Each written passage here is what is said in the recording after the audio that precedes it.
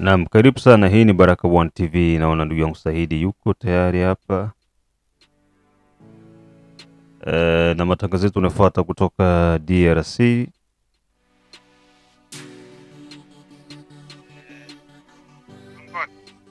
Karibu sana bwana. Baraka1 nazidi kuenjoy na channel yetu. Sisi tupo labda za kwenu kule. Naona uko busy kabisa. Usiku panakuwa mtumwa. Sisi tunapambana, tunajua tena mwenzangu. Okay, sawa. Vipi, salama huko? No, sisi usalama upo. Lakini ni kucheka tu, tunacheka. Ni kucheka tu na makomando wa M23. Wanachekesha kabisa.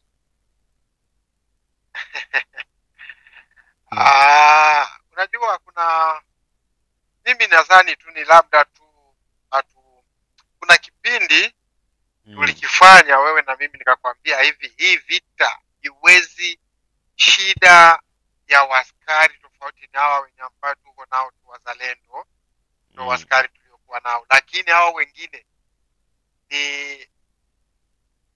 ni wale wenye ambao waliochangwa wakati wa Joseph Kabila, na ndo walibakia na tuzetu tuliobakia wakati wa Mobutu na tuko nato. Kwa hiyo hatuna waskari wenye ambao tunajivunia kama ndo waskari tunao, ndo shida. Wewe unaona hata kama wanahangaika sana jinsi wanahangaika wazalendo, hawahangaiki. Watu wanauawa. Fast kwenye utakuta watu wanauawa wengi, utakuta kule. Sasa mpaka unajiuliza mpaka watu wauawe hivi wenyewe walikuwa wapi? Kwa hiyo utakuta sasa tuseme kitu kimoja. Ikiwa kama mimi singependelea Kisekedi kwa kipindi hiki aondoke, nilipendelea muda wake au amalize muda wake vizuri. Muda wake au malize kabisa, amalize, sababu tuangalie na yeye kesho atakuja kutuambia nini. Okay. Lakini swala la huyu ni Mkongomani, ni ndugu yetu. Ijapokuwa tunaongea, lakini tusikose kuwa na busara wa kupenda viongozi wetu. Ina maana ni rais wetu tu ndo anaburunga. Mbona viongozi wengi wanaburunga sana nchi za majirani hapa? Mbona wenyewe wanaka, lakini sisi kazi yetu ni kumponda.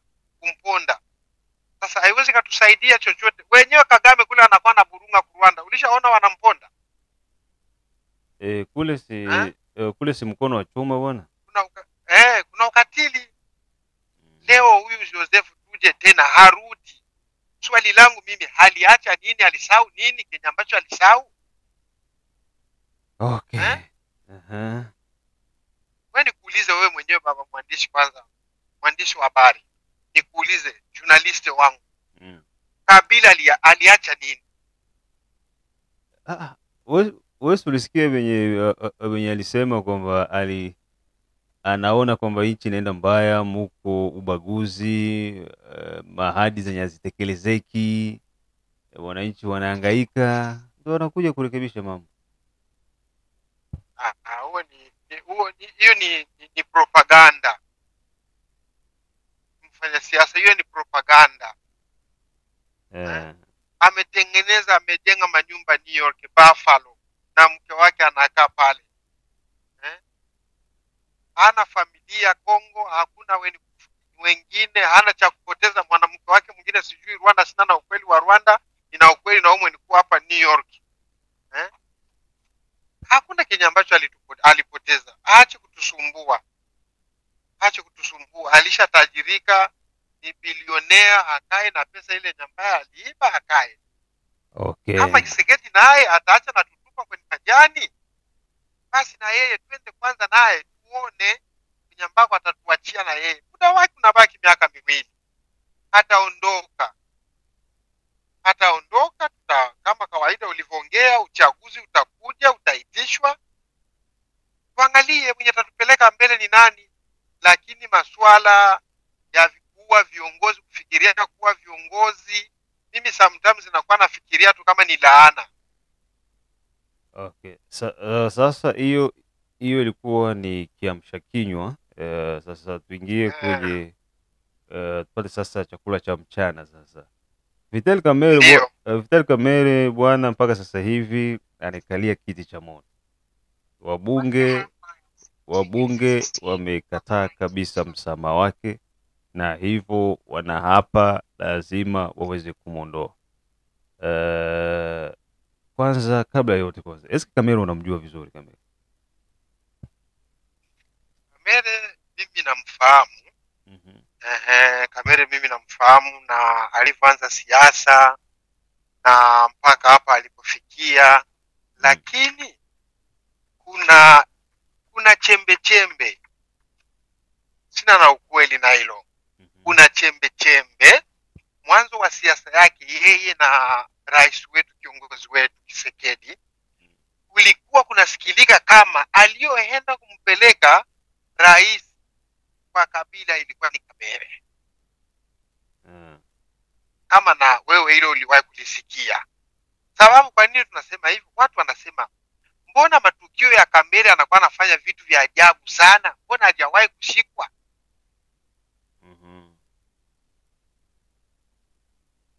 Hajawahi kushikwa Kamerhe. Hao ni kwa sababu yeye ndo aliyompeleka kiongozi kwa Joseph kwenda kumtambulisha. Sababu ilifikia muda fulani Kamerhe alimfuata Joseph Kabila kumwambia wakae chini. Kabila alimtoshea revolver, pistol, akamwambia nitaanza wewe alafu ndo ndamaliza na huyo. Wewe si ndo unanisababishia mpaka hapa nilipo. Wewe ndo nafanya mimi ni, yani alimwambia maneno magumu sana. Ilibidi Kamerhe ajitenge, akasepa, akakimbia. Sasa swali hii watu wanajiuliza, kesi ya Mutamba imeenda haraka sana, lakini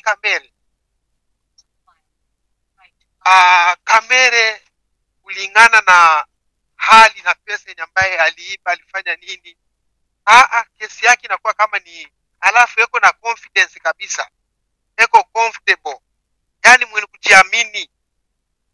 Yani ababaiki wala babaishi. Kuna nini? Ndio swali watu wanajiuliza. Kuna nini kati yake yeye na kiongozi wetu? Kwa upande mmoja tayari rais yeye hapo hana neno la kungoka kwa Vital Kamerhe. Ametulia kimya kama kawaida yake, anakaga kimya kama asikii, kama ajui. Je, unahisi kwamba hapa kutakuwa kuna mkono pia wa Felix kutaka kumtolea vikwazo ambao ni Kamerhe, hisi watu wengi wanavyosema? Yes, of course, vikwazo vitakuwepo.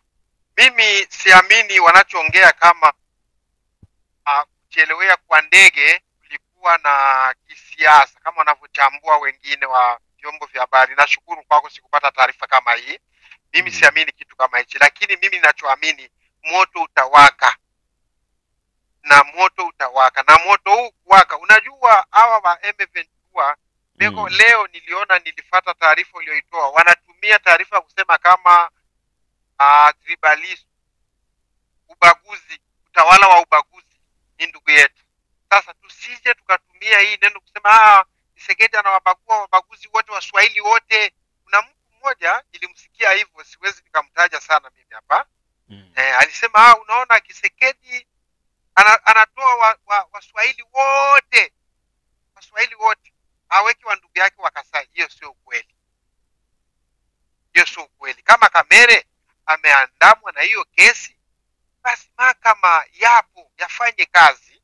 Nadhani kipindi hiki tulikichambua sana jana, ijapokuwa mimi sehemu nilikuwa mtandao ulikuwa nasumbua kidogo. Lakini nilisema kwa kesi hii Kamerhe, unajua Tshisekedi hawezi kumshambulia, lakini yeye ana watu wenye ambaye watamshambulia, raia itamshambulia, sababu bunge ndo raia. Tuliwaambia waende wakilishe kule, watupelekee malalamiko yetu kule, wale ndo watamshambulia. na vile wameanza kumshambulia utaratibu, tuangalie huyu moto utaishia wapi. Lakini Kamere ni lazima na yeye kieleweke, hakuwezekani tu jijima iwe tu kwa wengine ni sisi wote ieleweke. Niliona alienda kupresente ile madokima, alipeleka ile manania wa Palestina, walimupa wenyewe na yeye akaenda kuyapeleka. Sasa tunaangalia kitakachoendelea, lakini mimi ukiniuliza, sina puru Kamere, hapana, aondoke. Sababu katika siasa yake hata watu wa Bukavu na sijui hata Uvira, sijui kama kuna chochote alikifanya mpaka kabisa Kamere tunaweza tukamtetea. Sina chochote kwa upande wa raia wa kawaida, sisi ambao tuko huku chini, wengi wanasema kwamba wamesikitishwa na Kamere gisi iko nataka mixage ile dialogue kubaingiza ba M23 mu institution. Eske ili hawezi kuwa ni moja kati ya vyanzo ambavyo watu wanasema hapana, watu wakiingia mu arme tena tunakwenda kuharibisha inchi, na gisi rais naye pia alisemaga hatafanya mixage. Je, rais naye anasuete kutoka kwa Kamere? Kamere kwanza, president wetu alikuwa anatumaini kama Kamere atamunga mkono. Hicho ni moja kwanza, alikuwa anatazamia kabisa Kamere atamunga mkono, atabadilika na kuwa mtu mzuri atabadilika. Aliendelea kumupa nafasi, lakini hata mpaka yeye anaona wanakoelekea hakuna matumaini.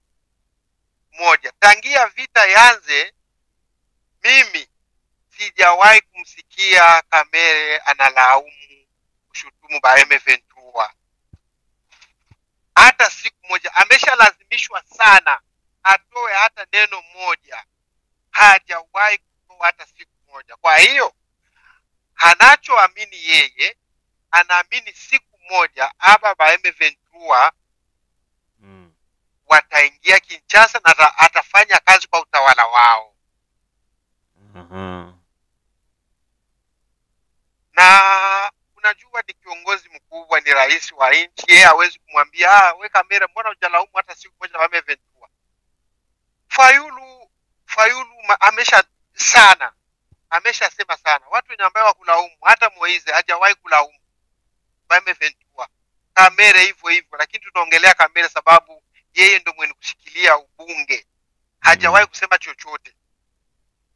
Alafu yeye ndio mwenye kukazia sana seselefe iwe na dialogue ya kudialoge na wanani ba M23 ifanike iwezekanavyo haraka sana.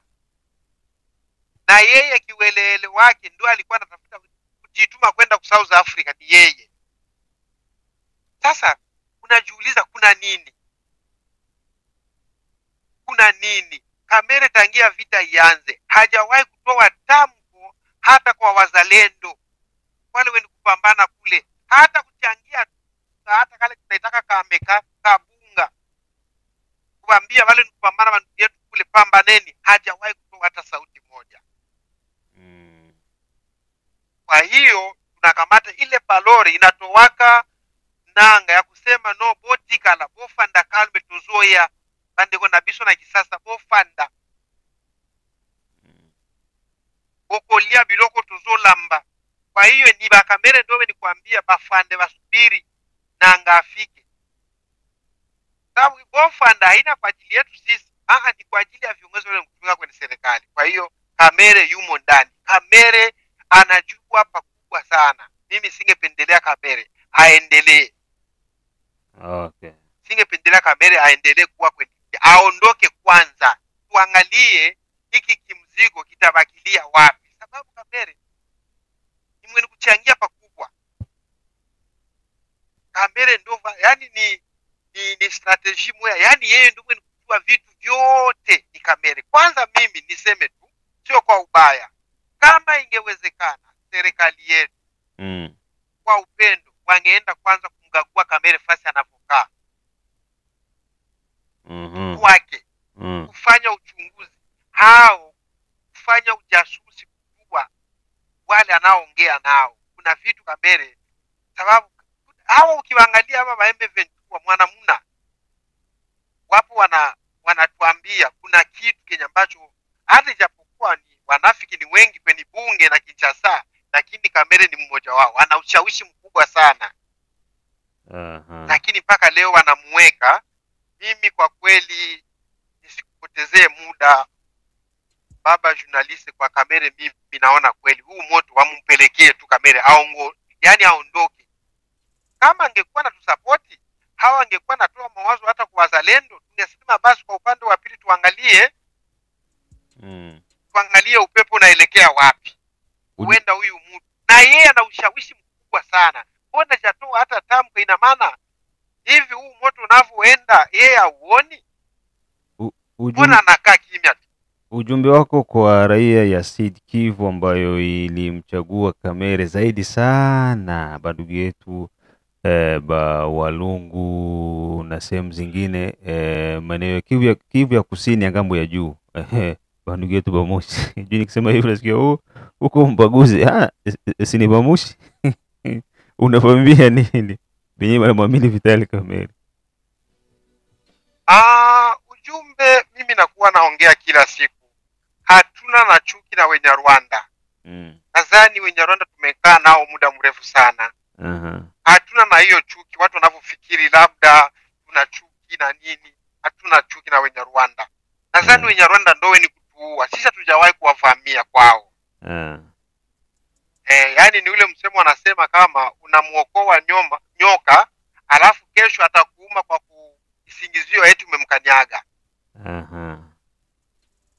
Sasa mimi nirudi kwa ndugu yetu, tusiende tunapelekana kwa sababu Kamere ni Mswahili, Kamere ni nini. Ndugu yangu, tukienda kwa namna hiyo tutaangamia. Sisi tupambane. Hawa wote mnaowaona kuanzia Kamere, kuanzia Rais Kisekedi, kuanzia na sijui na wakina Nanga, hakuna mwenye kuja kupigania parcele yetu sisi. Hayupo. Hayupo. Ni wewe na mimi tutakimbia, tutaacha mauwanja maparcele watabeba. Kamere itabaki na Kamere atakimbia, ataenda Ufaransa. Atakimbia ataenda Ufaransa. Tujifunze, tusimame kama sisi. Tukisimamia kuona ni kiongozi wetu, ni nani anayepewa pesa? Mswahili yote anayepewa pesa kwa Kamere ni nani?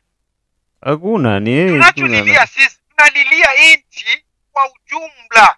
Yeye kama Kamere tunampigia mdomo kwa sababu yeye yuko pale. Ndio wale mabunge wale kumzunguka alipashwa kuwa anawauliza kila mtu kwake amefanya nini. Kama ni Mswahili mwenzetu, haya tangia yuko pale alikaa kwenye madaraka, watu wa Bukavu walishapokea mangapi kutoka kwa Kamere? Kuna huu ndio ujinga uliobakia na watu wa Batabu wa Moba wapi walikuwa na kina Mwando alikuwa Kinshasa huko mpaka akafa. Aliwaachia nini? Na ndio hii ujinga tuko nao. Tupambane, tusiende kwenye hali ya ubaguzi nini na nini. Sisi tunachotetea ni udongo wetu sisi. Kamere ataondoka, Kisekedi ataondoka, lakini udongo hauondoki, utabakiwa mababu wetu miaka na miaka. Sisi tuliachiwa, sisi na sisi tuulinde kwa gharama yoyote, na sisi tukifa watakaokuja waje waukute udongo upo. Na asante. Wazee wetu waliudhibiti udongo kwa gharama kubwa, walipigwa viboko na Wabelgi. Waliteseka sana. Asante sana bwana na masiara. Kwa hiyo tusiende. Kamere hatumtiki Kamere. Kweli hakuna naye mpigia vita. Hakuna mambo ya ubaguzi ya Uswahili. Hapana. Okay. Asante sana, kushukuru bwana kwa muda wako. Mwingine tutawasiliana kulingana na wakati jinsi kunaenda. Usisahau kuwaunga wazalendo. Hilo ni jambo la usisahau kuwaunga wazalendo, ni jambo la muhimu sana. Tuambatane, tushikamane pamoja. Hii vita inaelekea ni mwisho. Kwa ukiona napiga sana jua inaenda kukatika hivyo. Hiyo ni jambo la maana sana. Asante sana kwa mchango wako, kwa uchambuzi wako kwa kina. Nafikiri imeweza kuwajenga kwa mengi. Mengine tutaendelea kuwasiliana. So hii ni Baraka One TV ambao unasikiliza. Big up kwa wote. Jide Kizenga Tembele King Sele, the only one king from USA. Kizabe Ayeba Mashaka Yamba. Dedone Buto Tobiondi Klamba Mawe Mzostemen Kashosi to Australia. Da Feza da Letesha da Irene. Asokolo Ayeba Kiza nini Asani Ramadan. Elisha, Nairobi, Kenya. Tukutane majira ya saa 9.